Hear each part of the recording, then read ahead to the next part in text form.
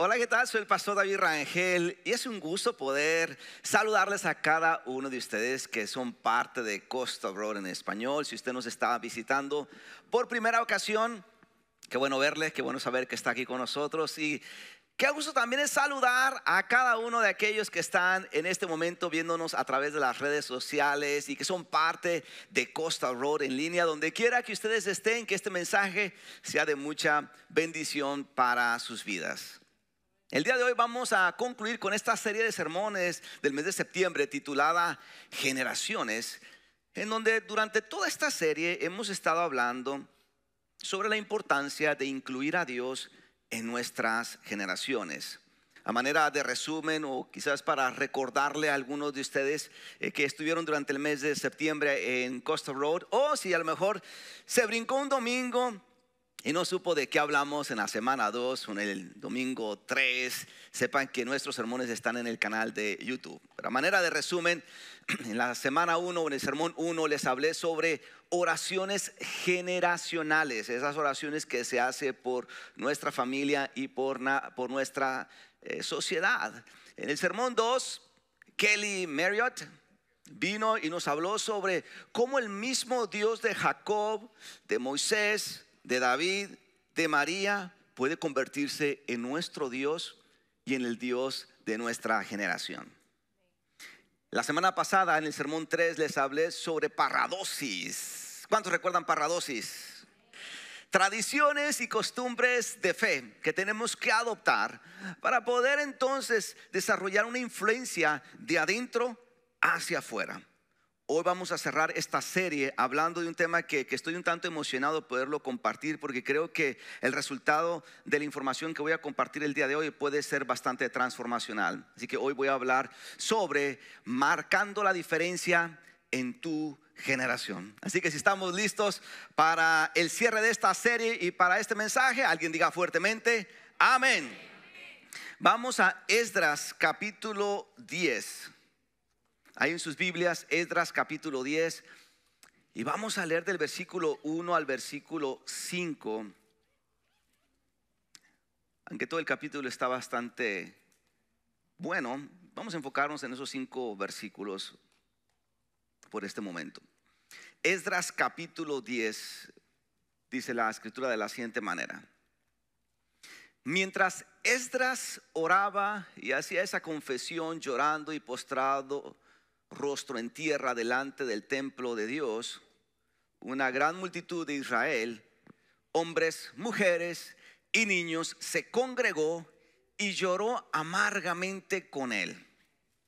Luego Secanías, hijo de Jehiel, descendiente de Elam, le dijo a Esdras: hemos sido infieles a nuestro Dios, porque nos hemos casado con mujeres paganas de esta tierra. Pero a pesar de esto, hay esperanza para Israel. Hagamos ahora un pacto con nuestro Dios mediante el cual nos divorciaremos de nuestras esposas paganas y las echaremos de aquí junto con sus hijos. Seguiremos tu consejo y el de los demás que respeten los mandatos de nuestro Dios. Que se haga todo de acuerdo con la ley de Dios. Levántate, porque es tu deber decirnos cómo debemos proceder para arreglar esta situación. Nosotros te respaldamos. Por lo tanto, sé fuerte y actúa.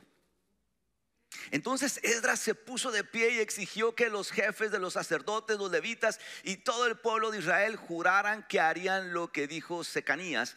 Así que todos hicieron un juramento solemne. Costa Road, esta es la palabra bendita de Dios para el pueblo de hoy. Entonces, el pasaje habla que Dios le dio al pueblo de Israel la tierra prometida. Después de haber estado en cautiverio, eventualmente Dios los lleva a la tierra prometida. La tierra que Dios le había prometido, eventualmente Dios se las entrega. Pero antes de que el pueblo de Israel entrara a la tierra prometida, Dios le dio una serie de instrucciones. Una de ellas era no casarse con mujeres de esas tierras, consideradas como mujeres extranjeras. El asunto es que el pueblo, cuando ya entró a la tierra extranjera, a la tierra prometida, dijo: esa está diseñada para mí. Allá en Israel no hay rubios, y mira los de aquí. Así que terminaron el pueblo de Israel casándose con gente extranjera de la tierra prometida, considerado entonces como un pecado. Ahora, esta prohibición que Dios le había dado al pueblo de Israel no tiene que ver por un motivo, qué sé yo, racial, o que Dios estaba discriminando a otras culturas. La razón era por un motivo meramente espiritual, ya que el matrimonio para el pueblo de Israel significaba una manera en que podían ser fieles a Dios.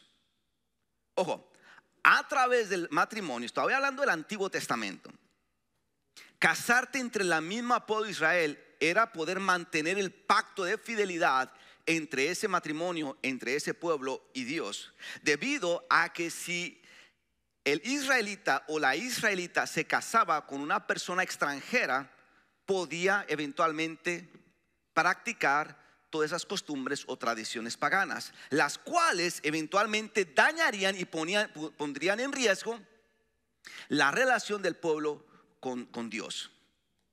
Dios entonces les advierte al pueblo de Israel: no te enamores de ellos, porque si no va a ser más difícil lo que va a venir, porque la relación entre el pueblo y Dios se rompería.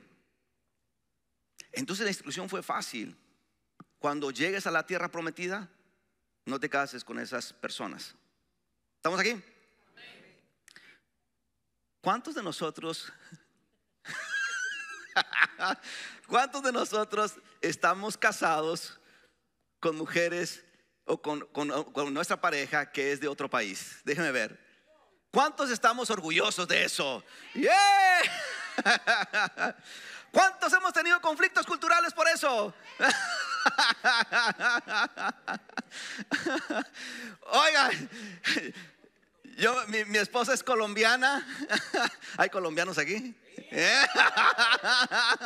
Mejor no hablo nada, ¿verdad? Porque me meto en problemas con mi comunidad colombiana aquí en Costa Road. ¿Verdad? Entonces, pero aún y los dos hablamos español. Yo soy de México. Los dos hablamos español, pero nací en Europa. No, aún y cuando los dos hablamos español, cuando nos casamos, aún en el tiempo de noviazgo y ya de casados, hay diferencias porque somos diferentes. Aunque hablamos el mismo idioma, hay palabras que para mí son groserías y para ellas son groserías, ¿no? De México a Colombia, de Colombia a México, hay costumbres, tradiciones diferentes, pero es simplemente adaptarse. El asunto, y que no es pecado el día de hoy, ¿verdad? No está mal, pero en el Antiguo Testamento sí era considerado casi como un pecado, porque estarías desobedeciendo a Dios si te casarías con alguien de otro país. El asunto es que aun y cuando Dios le dio al pueblo las instrucciones y lo que deberían y no deberían hacer, eventualmente el pueblo falla. Y empezó de arriba hacia abajo.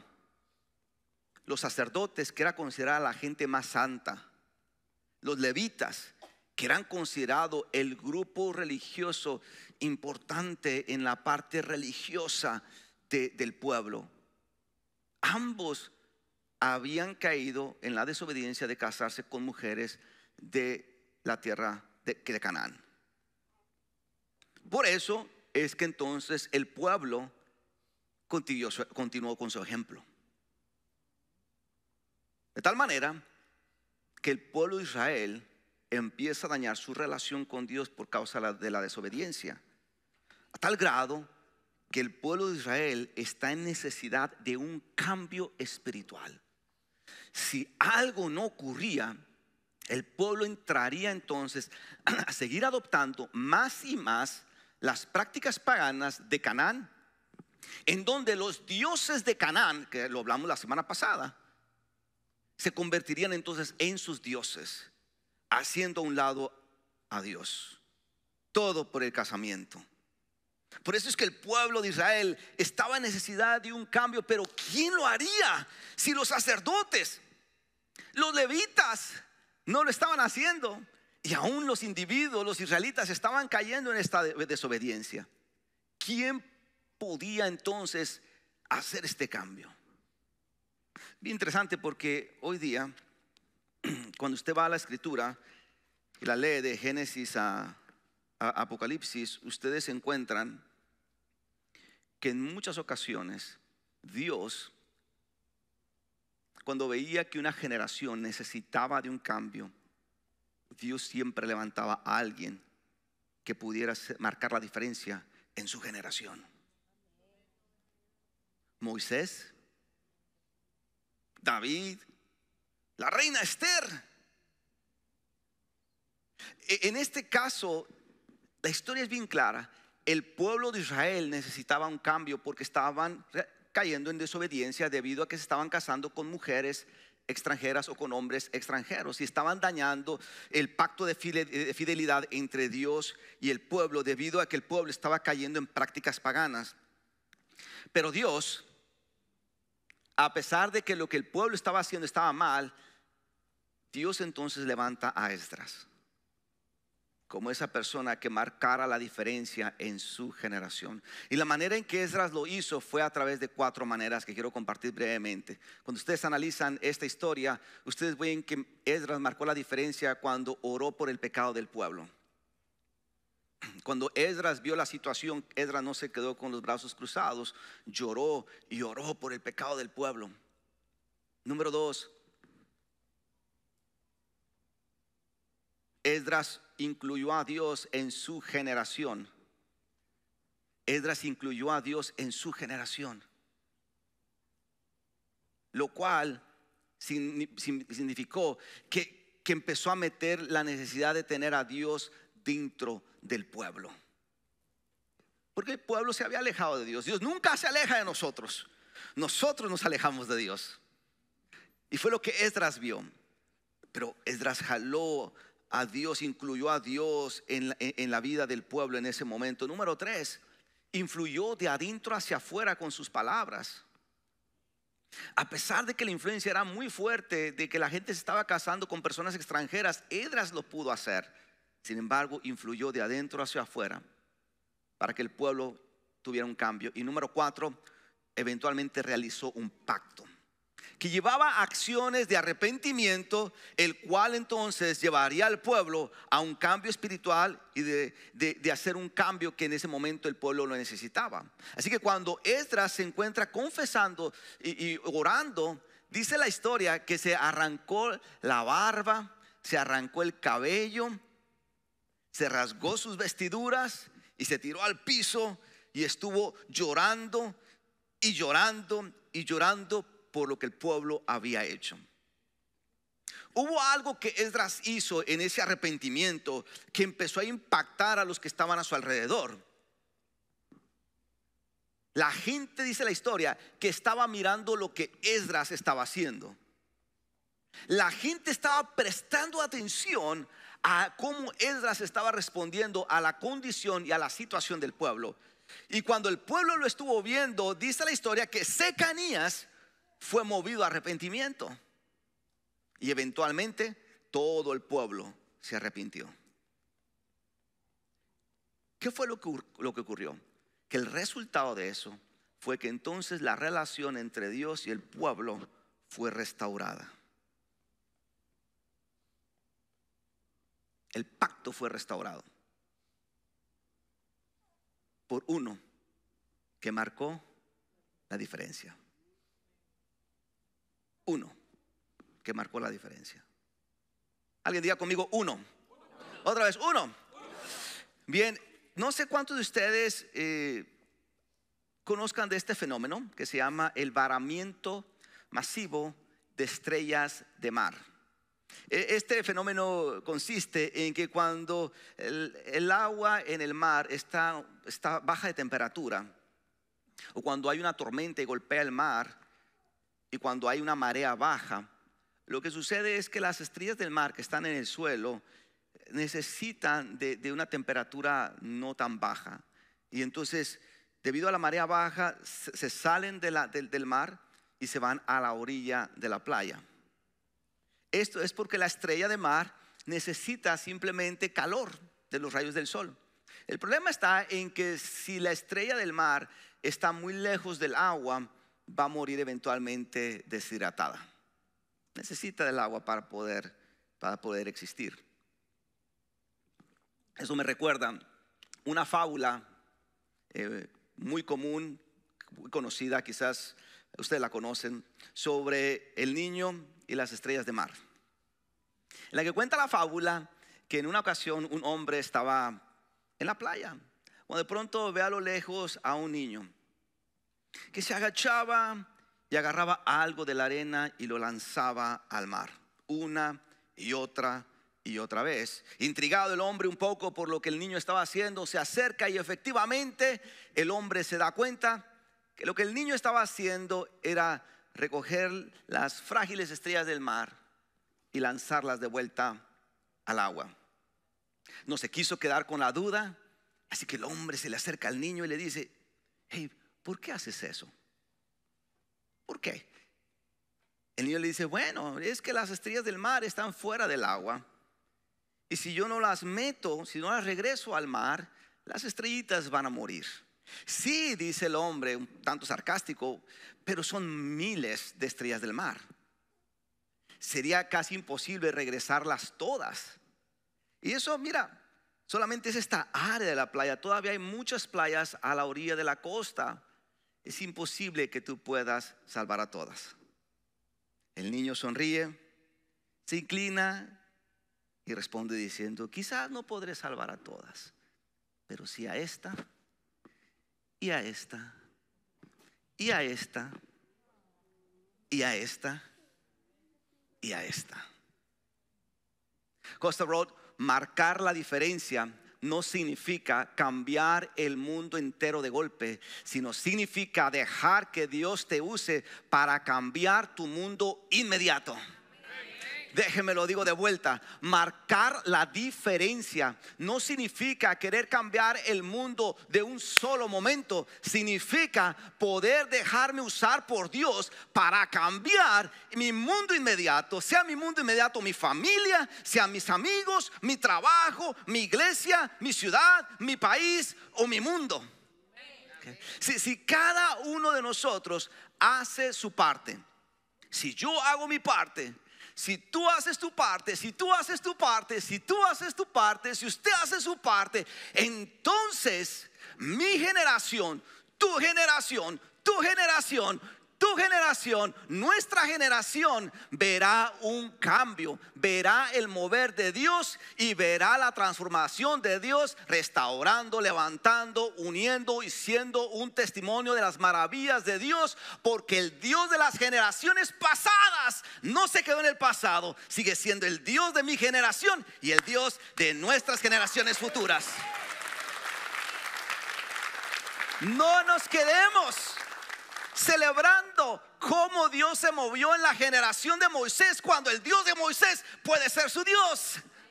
No nos quedemos diciendo: wow, mira cómo Dios obró en la generación de Esther, cuando Dios puede moverse de la misma manera en nuestras generaciones. Quizás las familias y las generaciones cambian, pero tenemos un Dios que es inmutable. Es el mismo ayer, hoy y siempre. Cuando el ser humano cambia, Dios no cambia. Su poder es el mismo, su sabiduría es la misma, es el mismo. Qué emocionante saber que el Dios que estuvo sobre David cuando mató a ese gigante es el mismo Dios que está sobre usted para que mate esos gigantes que están frente a su generación. Qué maravilloso es saber que nuestra fe está puesta en un Dios que sobrepasa los tiempos, las eras y la historia. Por eso La enseñanza de Esdras nos dice que para que un cambio pueda entonces ocurrir, no se necesita de un estadio lleno, tampoco se necesita de una multitud, se necesita de uno solo. Uno. Se necesita de uno que pueda y que quiera marcar la diferencia en su generación. Déjeme regreso un paso atrás. Se necesita de uno que quiera marcar la diferencia. No estoy diciendo que uno desee, que uno anhele, que uno piense, porque muchos de nosotros podemos anhelar, pensar, querer, pero hay un mundo de diferencia entre a querer, pensar, anhelar, a marcarlo, a hacerlo. Dios necesita uno, no que piense un día, una semana, un mes, si haré la diferencia o no. Dios necesita de uno solo que pueda marcar la diferencia en su generación. Y eso le basta a Dios para hacer maravillas en esa generación.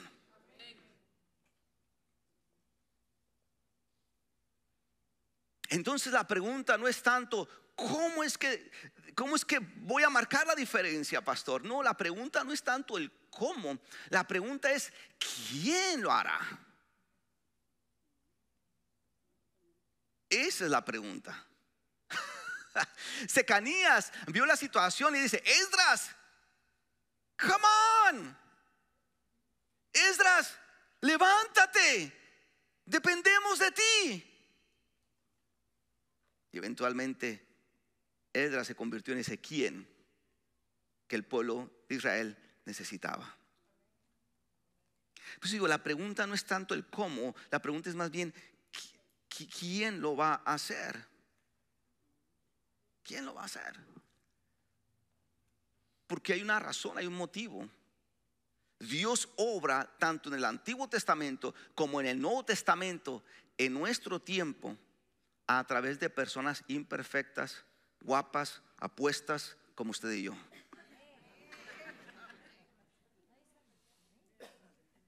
Tanto en el Antiguo, Nuevo y en nuestro tiempo, Dios obra a través de personas como usted y como yo para marcar la diferencia en este mundo. Porque cuando Dios ve que hay una gran necesidad a nivel familiar, a nivel iglesia, a nivel sociedad, a nivel círculo de amigos en el que tú te desenvuelvas, o compañeros de trabajo, o cualquier otra ciudad, país, Dios se duele cuando Dios ve que hay necesidad de cambio. Y Dios va a hacer la obra, pero necesita, a través de la historia bíblica, eso es evidente, a alguien. No necesita de 15, de 20. Mira, 12 discípulos transformaron todo el mundo entero. No necesita realmente de muchos. Necesita en esta historia de uno que pueda decir: hey, aquí estoy, yo quiero marcar la diferencia, úsame, Señor. Entonces la pregunta aquí es: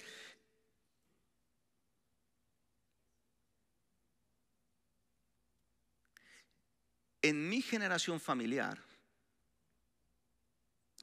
si hay una necesidad de cambio, porque ya lo hemos identificado, a nivel familia hay alguna situación, hay alguna necesidad que nos inquieta, que nos roba el sueño. Y cuando miramos esa necesidad o ese cambio, decimos: es que yo no me siento que soy el más perfecto para poder marcar la diferencia.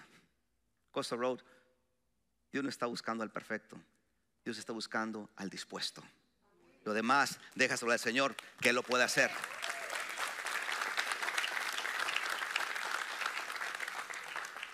Muchas veces miramos nuestras flaquezas, nuestras faltas, nuestra imperfección, y decimos: es que yo no creo que Dios me pueda utilizar. Vaya a la Biblia y vea la cantidad de gente que utilizó.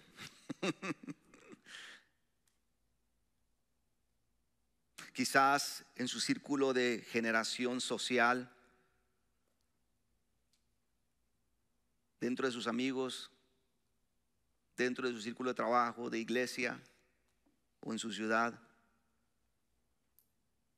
ha habido personas que necesitan un cambio, y el Señor le ha inquietado a usted hacer algo al respecto. Yo me acuerdo antes de ser pastor, infinidad de situaciones en las que yo sentía que Dios me decía: tienes que hacer algo al respecto. Tienes que hacer algo al respecto. Es una inquietud que no lo deja.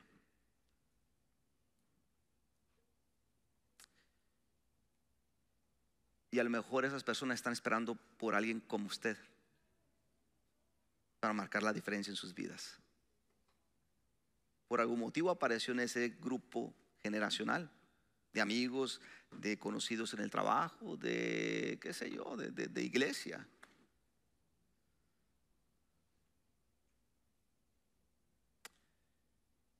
Entonces, no esperemos más.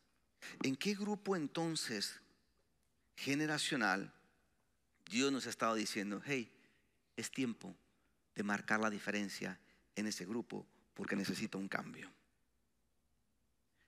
Sea ese grupo, como digo, una familia, tu familia, o tu compañero de trabajo, conocidos en la iglesia o en este mundo, que quizás Dios nos ha estado diciendo ya: hey, tú puedes marcar la diferencia en ese grupo, porque ese grupo necesita un cambio.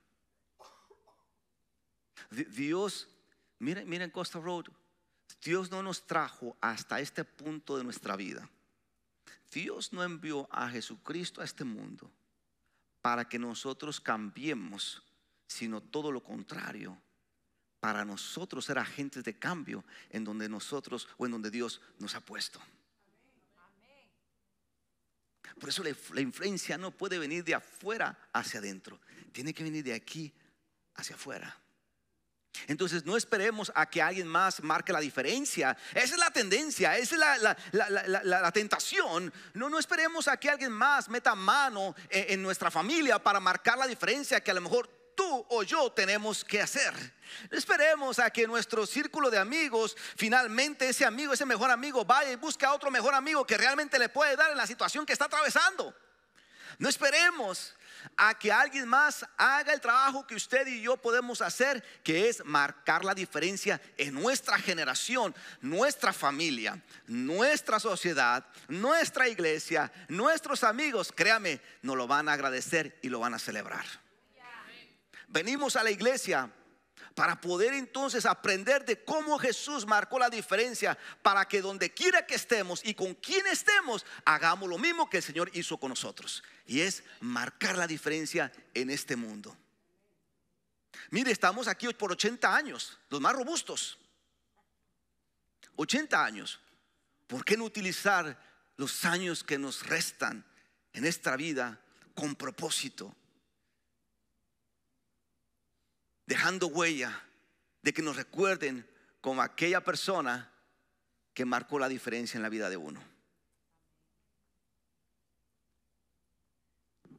¿Estamos aquí?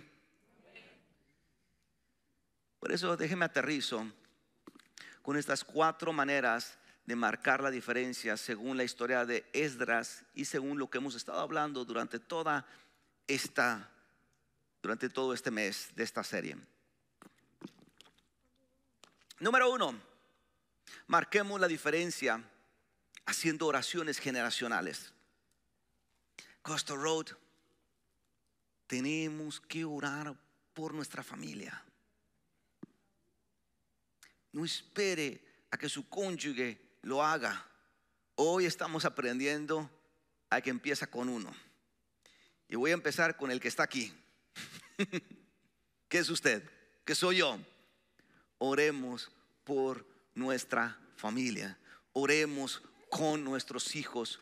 Oremos con nuestro esposo. Oremos con nuestra familia.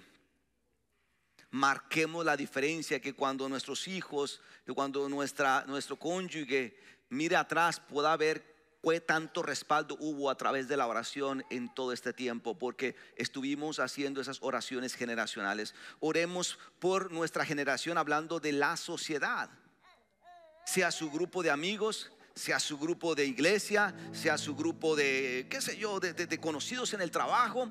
Oremos por la sociedad. Aunque no los conozcamos, Oremos por nuestra sociedad. Eso es parte de la oración generacional. Es poder levantar este clamor en favor de alguien más. Número 2, incluyamos a Dios en tu generación. Incluyamos a Dios en nuestra generación, para que entonces el Dios de Moisés, el Dios de Jacob, de David, de Esther, de Esdras, se convierta en tu Dios, en mi Dios y en el Dios de nuestra generación. La gente tiene que saber que cuando Daniel llega con sus amistades, que cuando Daniel llega a la iglesia, que cuando Daniel llega con sus compañeros de trabajo, que cuando Daniel llega a su ciudad, hay algo que le persigue, hay algo que él hace siempre, y es incluir a Dios con aquellos que están a su alrededor. Eso es incluir a Dios en tu generación. No tengas miedo de hablar de Dios con aquellos que no conocen de Dios. De eso se trata, que hables con los que no conocen de Dios. Es meter a Dios en tu generación. Es poder orar, es poder pedir por ellos, pero también es hablar con ellos sobre Dios. Porque ¿sabes qué va a pasar? Que muchos de nosotros se van a burlar de nosotros, ¿no? Ahí viene el pastor, ahí viene la pastora, ahí viene la aleluya, ahí viene la hermana. Pero tú sabes qué va a pasar. Deja que les pase algo, ¿y a quién le van a llamar? A la aleluya, al hermano. Vale la pena atravesar por un poquito de bullying religioso. Si alguien dio su vida en la cruz del Calvario, nosotros creo que podemos aguantar un poquito de bullying y de burla religiosa, ¿no? Pero que la gente pueda darse cuenta que cuando tú llegas a ese círculo generacional, que cuando tus hijos vean que tú llegas a ellos, que cuando tú llegues a ese grupo de amigos, sepan, este va a hablar de Dios, esta va a hablar de Dios. Es así como incluimos a Dios en nuestra generación. Esto no ocurre con emoción, esto ocurre por acción, por intención. Número 3 es poder influir de adentro hacia afuera. Y aquí es donde viene la parte incómoda de que para poder adoptar prácticas y costumbres de fe, tenemos que soltar prácticas, costumbres y tradiciones que no ayudan a la fe. Hello. Es decir, las dos no pueden coexistir. Las dos no pueden estar. Para poder yo marcar la diferencia en mi mundo, la gente tiene que ver o una o la otra, porque las dos los confunden más. La número 3 significa influir de una manera positiva de adentro hacia afuera, porque la influencia es grande de afuera hacia adentro. Vaya a las redes sociales, reunámonos con personas inconversas y se van a dar cuenta que la influencia es fuerte. Pero la instrucción bíblica es no convertirnos en ellos, sino que ellos se conviertan en ti. En otras palabras, la influencia no debe de ser de afuera hacia adentro de ti, sino de adentro de ti hacia afuera de ti. Pero esa influencia no es en el nombre de David Rangel, o en el nombre de Costa Road, en el nombre, qué sé yo, de Gregory. Esa influencia viene por una fe que se está gestando dentro de ti, que viene como producto de desarrollar hábitos, costumbres, tradiciones de fe, que al final esta fe se va entonces a manifestar donde quiera que estemos. Eso fue lo que hizo Esdras. Y número 4, realizar un pacto con Dios, es decir, promesas con Dios, de que voy a hacer mi parte, de poder hacer la diferencia en donde quiera que yo esté. El pacto está compuesto por acciones que nos llevan a comprometernos con Dios.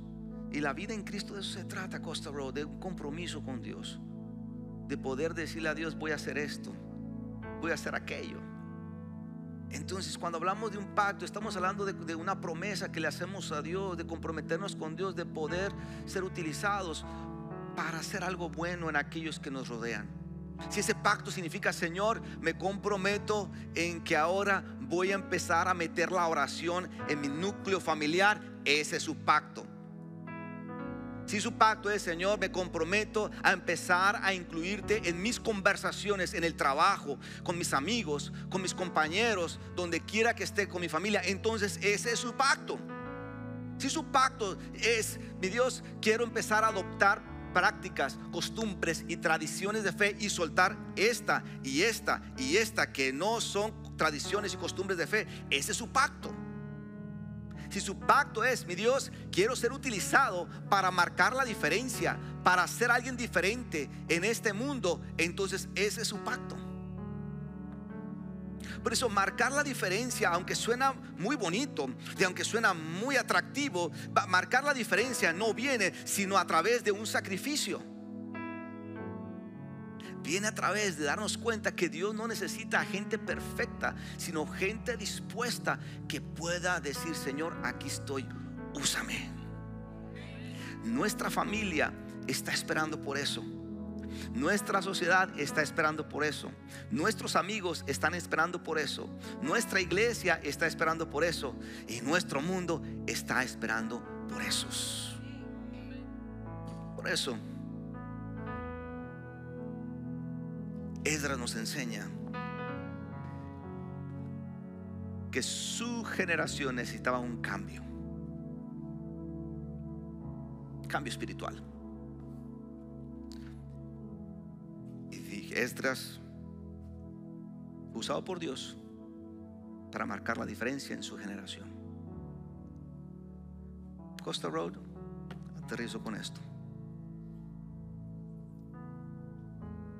Nuestras generaciones necesitan un cambio, porque si no hay un cambio, las cosas se ponen de mal en peor. Pero Dios ama tanto a su creación que no deja que se quede como está o que empeore. Dios está buscando Esdras el día de hoy, que pueda ver la necesidad de cambio y pueda decir: Señor, aquí estoy, úsame para marcar la diferencia en mi generación para gloria de Dios. Y ese es el mensaje el día de hoy. Amén. Amén. Y amén. Vamos a ponernos sobre nuestros pies y vamos a Dios en oración. Sueño por un momento: ¿qué pasaría si en nuestra familia alguien empieza a marcar la diferencia? Sueño por un momento conmigo: ¿qué pasaría si en nuestros núcleos de amistad alguien empieza a marcar la diferencia? ¿Qué pasaría si en nuestra iglesia alguien empieza a marcar la diferencia? ¿Qué pasaría en nuestro mundo si de aquí salen más de no sé cuántas personas hay aquí, decididas, comprometidas, hambrientas, sedientas y dispuestas a ir y a marcar la diferencia en sus generaciones? ¿Qué pasaría? Pasaría algo bonito, pasaría algo lindo, y Dios se alegraría por eso. Oremos. Padre, gracias te damos porque tu palabra constantemente nos confronta, nos inspira, nos alienta, nos desafía. Y en esta ocasión, Señor, mi oración es que tú nos ayudes a identificar si hay un grupo en nuestra generación que requiera de un cambio, que requiera de alguien que necesite marcar la diferencia entre ellos. Mi Dios, oro para que tú nos abras los ojos, sensibilices nuestro corazón y hoy podamos salir de este lugar decididos a marcar la diferencia en nuestra generación. Danos, mi Dios, la determinación. Danos, mi Dios, el compromiso. Danos, mi Dios, la iniciativa. Danos, mi Dios, el interés de poder pasar del anhelo, del deseo, del pensamiento a la acción. Sabemos, Señor, que tú no estás buscando a gente perfecta, sino a gente dispuesta, sobre la cual tú puedas usar para poder depositar tu bondad, para poder depositar sobre nosotros lo que tú tienes, para poder marcar la diferencia a donde quiera que estemos, a donde quiera que vayamos y con quién estemos.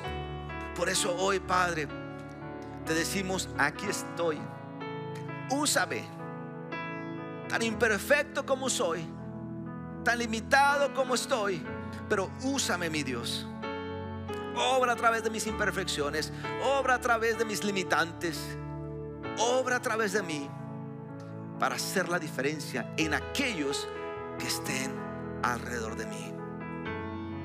Para que, mi Dios, al final todo lo que hagamos sea para gloria de tu nombre. Por eso hoy pedimos que nos uses para hacer un cambio en donde tú nos pongas. En el nombre precioso de Cristo Jesús, nuestro Señor y nuestro Salvador, así lo pedimos. Y la iglesia de Cristo dice: amén, amén y amén.